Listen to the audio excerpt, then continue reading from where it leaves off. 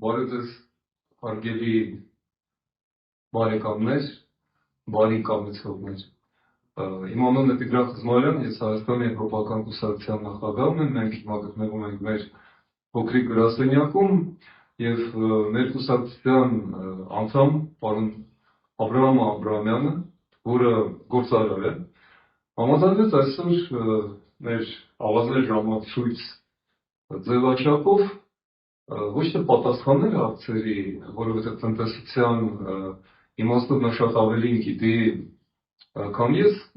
բայց մենք քննարկել ենք մի շարք հարցեր եւ այսօր կփորձենք խոսել այն բաների մասին, ինչը եվրոպական կուսակցությունը կաներ եւ կանի, երբ որ ստանում է իշխանության գծակներ, որովհետև Հայաստանի շարժումը դեպի եվրոինտեգրում, Հայաստանի եվրոինտեգրումը մեր գլխավոր քաղաքական նպատակն է եւ դա այն միջոցն է, որով մեր երկիրը դուրս պետք է բերվի այսօրվա ճգնաժամից, նախկին բոլոր խնդիրները լուծելու եւ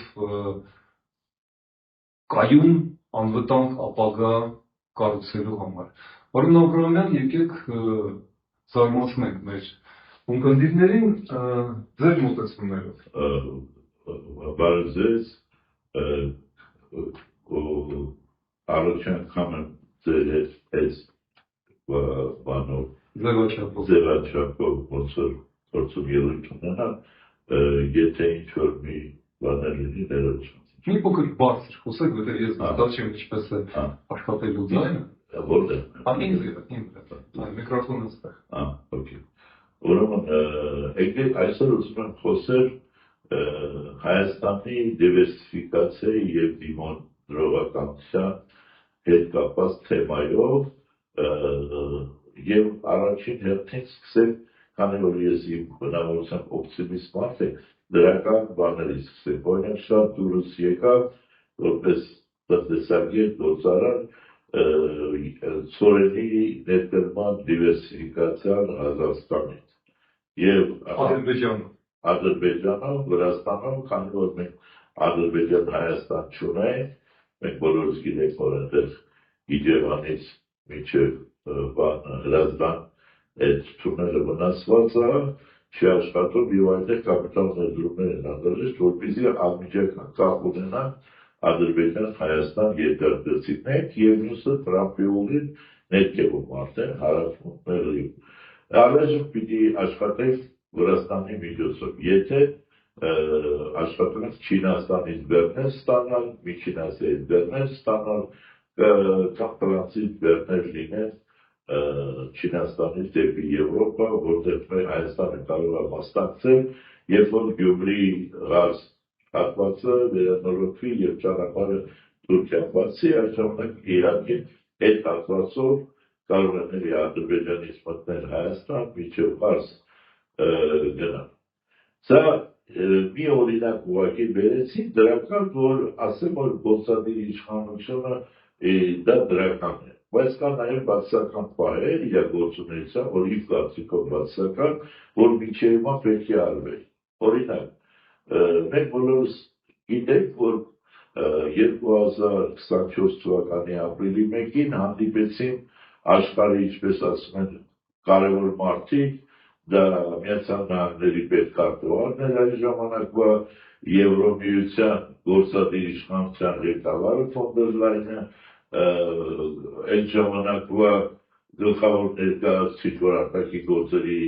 նախարար է համարվում, եւ Փաշինյանը։ Եվ պարոն Փաշինյանը առանձնացավ իրանց հետ նույնիսկ գաղտնի զրույցներ ունեցավ, խառնվեցին Թուրքիան, խառնվեց Ադրբեջանը, այս ինչ են առանցպես որոշում եւ այլն, բայց իրականում որոշել են մի ծրագիր իրականացնել եւ գումար հատկացրի 300 միլիոն եվրո Հայաստանի դիմականության բարձրացման համար։ Ոչ միայն դիմականության, այլև դիվերսիֆիկացիայի համար։ Հիմա, բայց այդ գումարները ուր գնացին 24 թվականին, ինչպես ծախսվեցին, ես կուզեի օրինակ, որ կառավարությունը դրա համար հաշվետվություն տա։ Ուզեի հասկանալ, որտեղ գիտեք դիմակայունության բարձրացումը եւ դիվերսիֆիկացիան առաջին հերթին Հայաստանին անհրաժեշտ է Ռուսաստանից անկախանալու համար, քանի որ միջև չանկախանալ Եվրոմիություն մտնելը մեզ համար դժվար է, չէ կարող ամենտեղ լինել, ամենտեղ լինել։ Դրա համար դիմակայունությունում մեզ Եվրոմիությունը, Միացյալ Նահանգները երկու ձեռքով պատրաստ են, որ այդ հարցում մեզ ֆինանսավորեն, ցանկացած գործ լինի։ Հիմա օրինակ եմ բերում։ Օրինակ Հայաստանը կարող է կառուցել գազի պահեստարան մոտ 2 միլիարդ զորությամբ եւ այդ գազը մեզ կբավարարի մոտ 2 տարի։ Մենք հիմա ունենք, որը 2 ամիս է բավարարում։ Ունենք բանում Աբովյանի որ Սևան են դրում ճանապարհի նկատել եք աչքովը, դա մեզ ընդամենը 2 ամիս։ Իսկ եթե ունենք 2 միլիարդ զորությամբ, ապա Ռուսաստանը երբեք իր գազը չի անջատի, քանի որ իմանալու է, որ անջատի էլ մենք մի տարից ավել գազ ենք ունենալու։ Իսկ դա նշանակում է, որ մեր լեզուն երկար կլինի Իրանից անկախանալու համար։ Եթե անջատելու իմաստ չկա, դա շատ կարևոր բան է, բայց գործադիր իշխանությունը չեք նկատել մեկի կողմից մի հատ առանց, չէ՞ որ այդ գազի պահեստարանի կառուցման ծախսը, գազի լցման ծախսը, գազի ծախսը, այդ բոլոր ծախսերը Եվրոմիությունը եւ Միացյալ Նահանգները պատրաստ է մեզ ֆինանսավորել։ Այդ 2.5 միլիարդ, այդ մի հատ 2.5 միլիարդ, այդքան փող տան, մեր ուղղակի չգիտեն ինչպես ծախսեն։ Օգտագործենք դիմակայունության համար, օգտագործենք դրա համար, որ Հայաստանը, որ մեր ոչ թե Հայաստան ասելով նկատում մեր ժողովուրդը, հիմա մեր 3 միլիոն բնակչությունից յուրաքանչյուրը, որ իմանա մեր գազը ռուսը չի կարող կտրի, ինքը ինքան իրան ոգևորված կզգա եւ Եվրոմիության կողմնակից միանալու կլինի ոչ թե սոցարծումները 49%, այլ 90%, որտեղ հիմա բախեն մտածել, բա որ հանկարծ ռուսները հեսա դե բավարարում եւ ամեն օր պետք է մի հատ քայլ անել Ռուսաստանից անկախանալու համար։ Դա կլինի 102-րդ բազայից ազատվել, սահմանապահներից իրենց ազատվել, երկաթգծից ազատվել, Գազպրոմից ազատվել եւ այլն, այնքան շատ է, որ չես կարող մատների վրա հաշվել մեր կախվածությունը Ռուսաստան։ Դուք թույլ կտաք ես առարկեմ, թե ես կխանգարեմ։ Ես ունեմ մի քանի առարկություն, հարցի ձևակերպեմ։ Նախ դուք ասացիք, որ ոգևորված եք դիվերսիֆիկացիայի այն լուրերից, որոնք դուք թվարկեցիք Ադրբեջանով ազնվական ստորեն է գալիս, Թրամփի ճանապարհով կարող է բացվել ճանապարհ, Չինաստանից կարող են դեռներ գալ։ Ես հասկանում եմ ձեր տնտեսագիտական, քաղաքագիտական հետաքրքրությունը, բայց որպես քաղաքական կուսակցության ներկայացուցիչ ուզում եմ հետևյալ առարկություններ անել եւ ձեր մեկնաբանությունները վերաբերյալ ասել։ Նախ արդյոք մենք վստահ ենք, որ այն պարենը, Սորենի մասին է խոսքը, կամ սննդի, կամ հագուստի, կամ կենցաղային որևէ բեռ, որը գալու է Ադրբեջանով, Ադրբեջանի տարածքով անցնելով, լինելու է ապահով, անվտանգ ֆիզիկապես մեր երկրի համար։ Ունենք մենք արդյոք այն լաբորատորիաները, այն մասնագետները եւ քաղաքական գիտակցությունը նրա, որ ինչպես նախկինում մենք ունենք շատ դառնափոս երկրաշարժից հետո եւ Արցախի շրջապատման ժամանակ, երբ որ այն դռները, որոնք անցնում են Ադրբեջանով, որտեղ Ադրբեջանի քաղաքական նպատակները չեն փոխվել։ Եկեք հավակնությամբ չտարապենք։ Բայց լավ, եթե դա մասնավոր հարց է եւ տեխնիկական հարց է, ապա քաղաքական հարցի մտան ձեզ։ Դուք չեք համարում արդյոք, որ այսպես կոչված Թրամփի ճանապարհը, որը Ադրբեջանը եւ Թուրքիան անվրնազբոս, ինչպես նաեւ հիմա Ղազախստան, երկրներ անվանում են Զանգեզուրի միջանցք։ Իրենք դուք նշեցիք Չինաստանը, իրենք ծառայում են հիմնականում Չինաստանի շահերին։ Եվ ես կարծում եմ, որ այն պահին, երբ որ Միացյալ Նահանգներում դրա գիտակցումը առաջանա, Տրամպը, որը հիմա համարում է Չինաստանը Միացյալ Նահանգների գլխավոր տնտեսական եւ ոչ միայն տնտեսական, աշխարհաքաղաքական հակառակորդ, բոլորովին էլ չի աջակցելու այդ նախագծին, որովհետեւ պահի տակ նրան համոզեցին, նա բավական անտարբեր վերաբերվելով, մենք գիտենք, որ Հայաստանը Ալբանիայից, Ադրբեջանը Կամբոջայից եւ հայերին ադրբեջանցիներից որպես ազգություն լավ էլ չի տարբերում, բայց ես ուզում եմ ասել, որ այս էյֆորիան, որը տիրում է Սյունիքով անցնող ճանապարհին, իմ կարծիքով խիստ ժամանակավրեպ է, որովհետեւ իմ քույրին համոզմամբ այդ ճանապարհը կոչված է հիմնականում Հայաստանի եւ Իրանի սահմանը փակելու եւ ամենակարևորը հյուսիս հարավ Եվրամիության եւ Իրանի միջոցով Հնդկաստանի կապը խզելու։ Եվ երրորդը, դուք ասացիք, որ Վրաստանով ենք ստանում, այո, բայց տեսեք, Վրաստանով մենք Լարսից ենք հիմնականում կախված։ Իսկ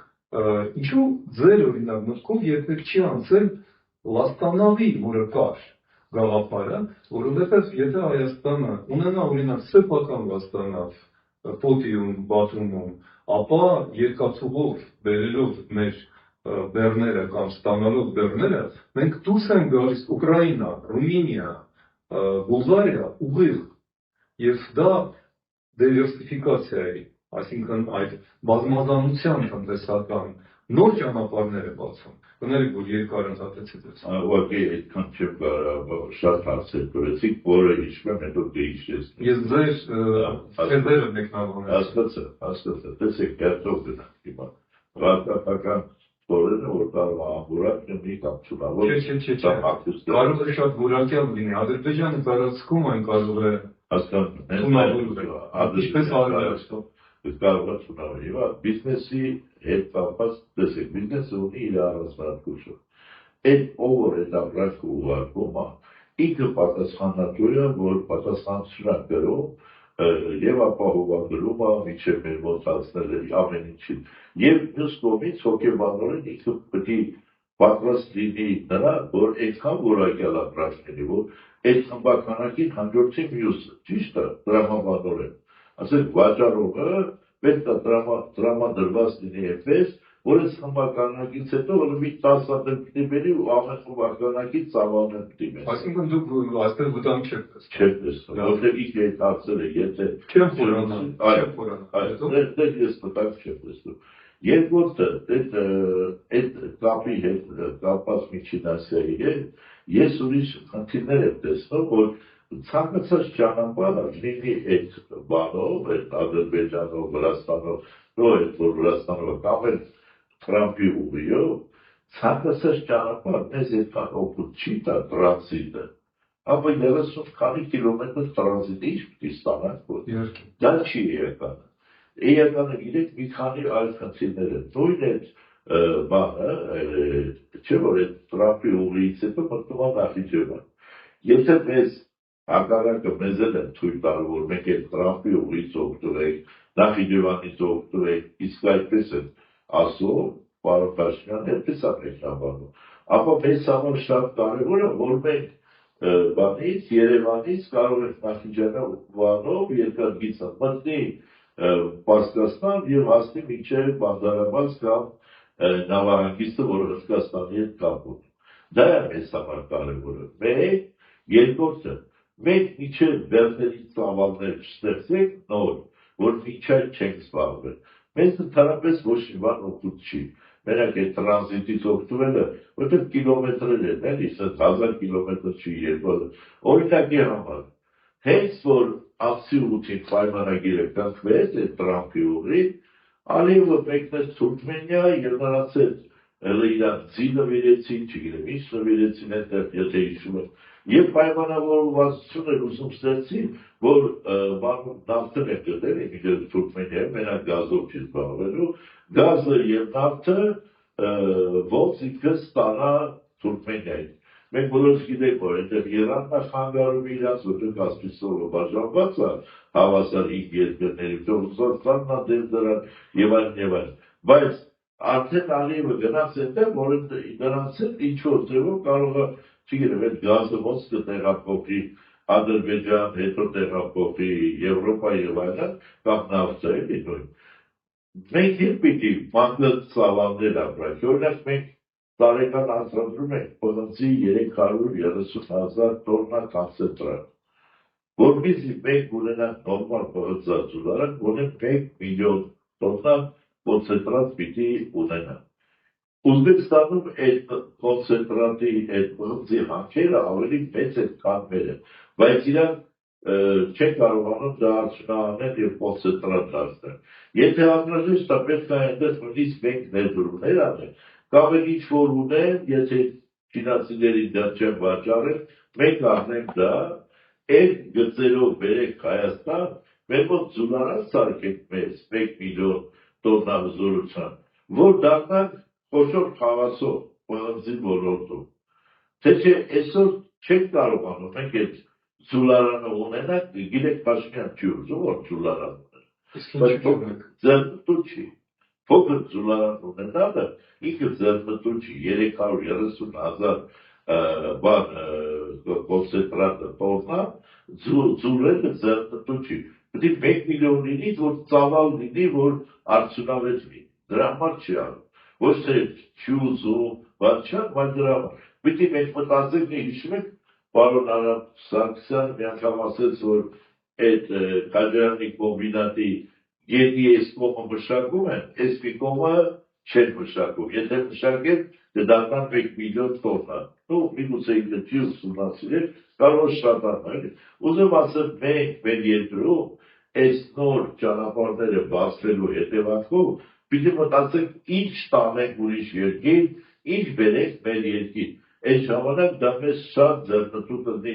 այդ բոլոր տրամփի ճանապարհներն։ Օրինակ, հիմա մենք բազատ ունենք 7 միլիոն տոննա հարկակարի տեսքով։ Կարս տեխնոլոգիական սարքավորումներ Եվրոպայից առնենք, բերենք լավ, կտրենք, սիրուն, պատենտավորված, տանենք Եվրոպայից սարք։ Օրինակ է։ մենք միլիարդավոր տոննաներով պերլիտ ունենք։ Պերլիտ ունենք, որը չենք օգտագործում։ Եվ այդ եթե ծավալների, այսինքն մեր տնտեսությունը եթե զարգացնենք, որը պարոն Փաշինյանը չի զբաղվել ընդհանրապես 7 տարի։ Մենք եկանում ենք մեր մենակ սպասարկումը, մենակ կաֆե, ռեստորան, ուրիշ բան չունենք, տուրիզմի չէ։ Ուրիշ բան չունենք, իսկ մեզ պետք է արդյունաբերություն առաջին հերթին, մեզ պետք է հանքարդյունաբերություն, մեզ պետք է մշակում, արդյունաբերական մշակում։ Այդ ժամանակ մեզ նոր ստեղծված ճանապարհները նոր բացված, թե դեպի Իրան, թե դեպի Միջին Ասիա, բոլորը մեզ անհրաժեշտ ունեն, ու մեր համախառն ներքին արդյունքը, եթե այսօր կազմա 26 միլիարդ դոլար, ապա կդառնա 52, 72 եւ ավելի։ Իսկ ինչ նախապայման եք դուք դրան տեսնում։ Ինչն է խանգարում։ Դրանց խանգարում բան չկա, մի կողմից այս օգոստոսի 8-ն է պակասում, հիմա արդեն ունենք, դա օգնելու է մեզ, շատ է օգնելու, մյուս կողմից Տրամփի ներկայությունը կամ հետո որ Տրամփից հետո մեկը գա, ներկայությունը, որ եթե տեսնա, որ իր խանգարում է, Չինաստանն է գալի, դա մեզ էլ է խանգարելու։ Ինքը դուզելը ճանապարհը փակի, կամ էլ գործենա, որ Ադրբեջանը օգտվում է այդ ճանապարհից, իսկ մենք չենք կարողանում Երևանից Նախիջևանով մտնենք Պարսկական երկաթից եւ գնանք Հնդկաստան,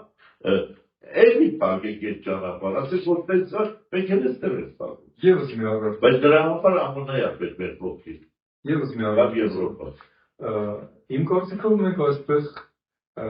հասել ենք հենց այն կետին, որտեղ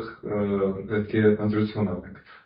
Իմ խորին ուզմամբ այսօրվա Միացյալ Նահանգները բացարձակապես հետաքրքրված եւ շահագրգռված չեն այդ ամեն ինչում։ Եվ միակ ուժը, որը կապահովի այդ եւ այլ ծրագրերի իրականացումը, դա Եվրամիությունն է։ Ինչու՞։ Տեսեք, 100 օր 3 ամիս է անցել, գրեթե 3 ամիս է անցել օգոստոսի 8-ի պայմանագրերից հետո, համաձայնագրից հետո, որևէ ներդրում Հայաստան չի եկել եւ չի գալու։ 7 ամիսը վաղը լրանալու այն պահից, ինչ Հայաստանը ընդունել է օրենք Եվրամիությանը անդամակցելու։ Ոչ մի ներդրում չի եկել, ինչու՞։ Որովհետև օրենքը Եվրամիությանը անդամակցելու չի իրականացվում եւ ոչ մի ներդրում չի գալու։ Իսկ պետությունը առանց ներդրումների չի կարողանա ապահովել ոչ գազի պահեստարանների իրականացումը, կառուցումը, ոչ նոր խողովակի, ոչ առավել ևս բնձագլարանների եւ մնացած նախագծերի իրականացումը։ Ինչու՞։ Որովհետեւ քաղաքական անորոշության մեջ այն դեպքում, երբ որ Հայաստանը մնում է ՀԱՊԿ եւ ԵԱՏՄ անդամ, սառեցված թե տաքացված իրական չէ։ Մենք շարունակում ենք դիմել BRICS-ի եւ ՇՕՍ-ի Շանհայյան համագործակցության տնտեսական միություն։ Մենք չենք դիմում Եվրամիությանը, ահա ինչու։ Այդ քաղաքական կամքի բացակայության պատճառով ոչ մի ներդրում չի լինի։ Իսկ հենց Հայաստանը արտահայտի իր քաղաքական կամքը, դիմում տա եւ Հայաստանը ստանա գոնե տեխնոսու երկրի կարգավիճակ, այդ ներդրումները եւ Սփյուռքից եւ ուրիշ երկրներից անպայման չէ հայկական կապիտալով, բայց գոնե հայկական կապիտալով իրենք անմիջապես կերևան, որովհետեւ հիմա մենք տնտեսական անկում ենք ապրում, քաղաքական անդունդի մեջ ենք,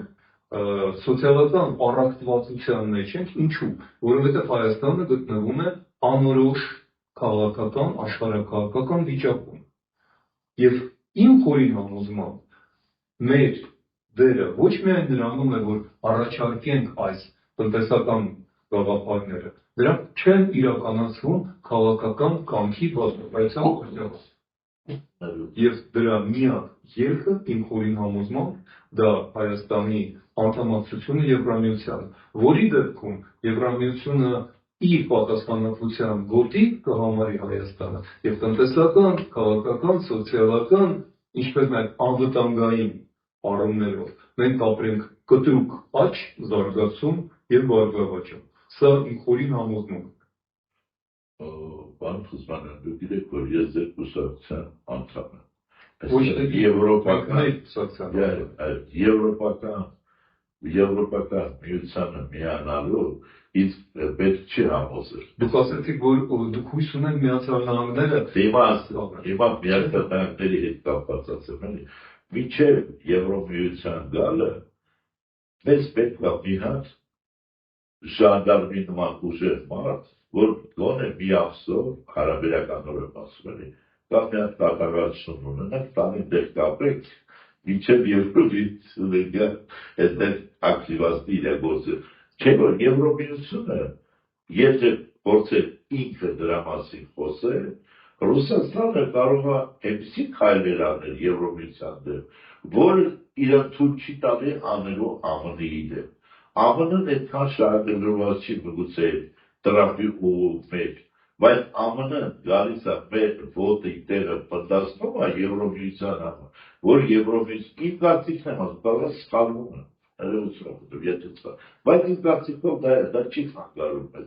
Երբեք ԱՄՆ-ն չի ասել, չէ, Եվրոմիություն դու ստեղ գործ չունես։ Ասում է, եկեք փողները դրեք, գործ արեք, բիզնես արեք։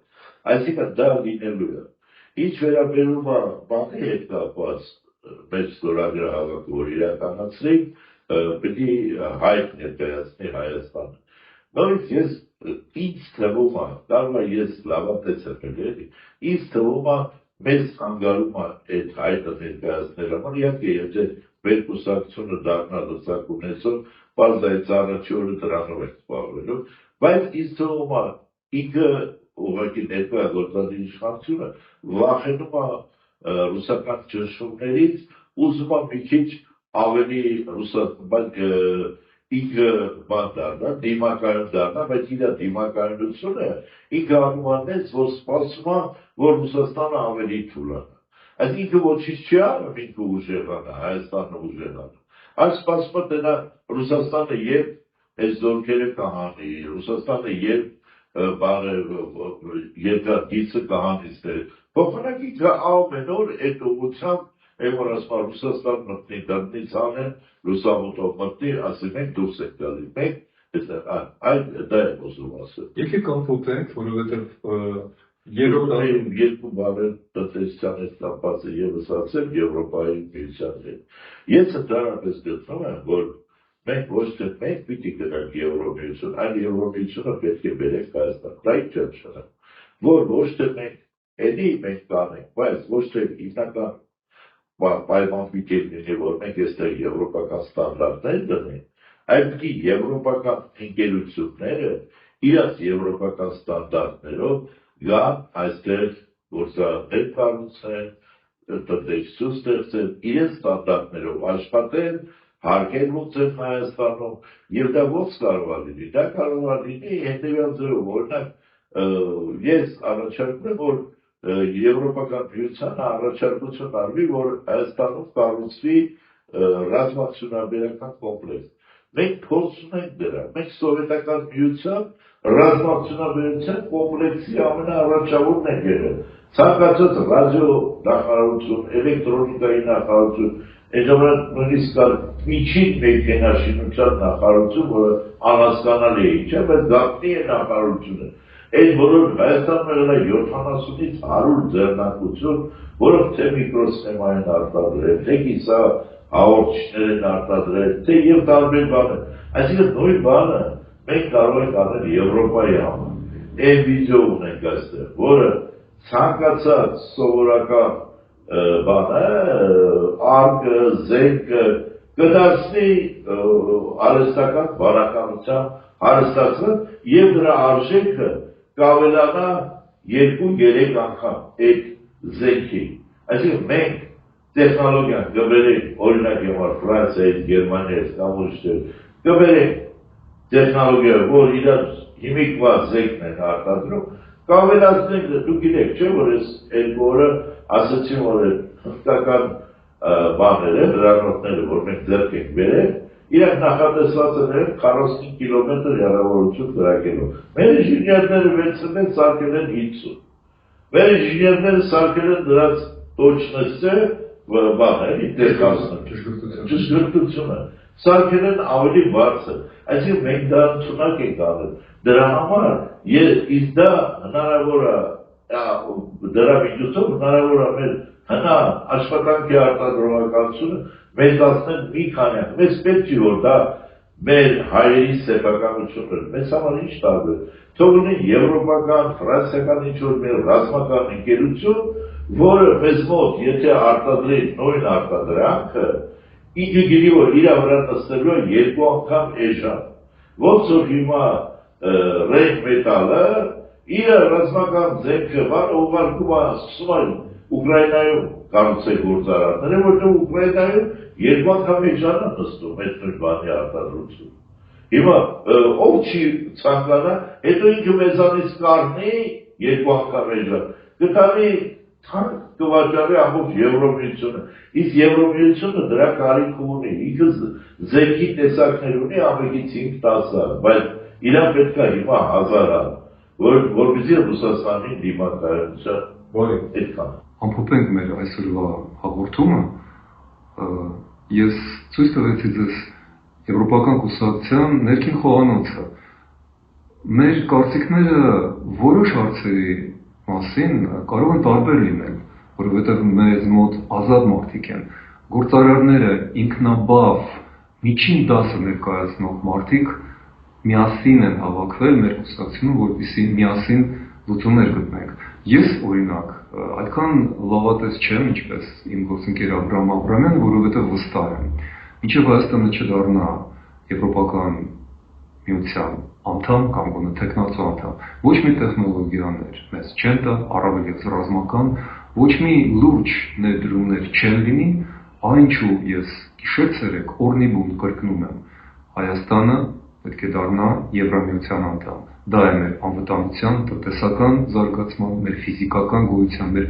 պետականության գլխավոր նախապայմանը եւ գրավականը։ Շնորհակալություն մինչև հաջորդ հանդիպում։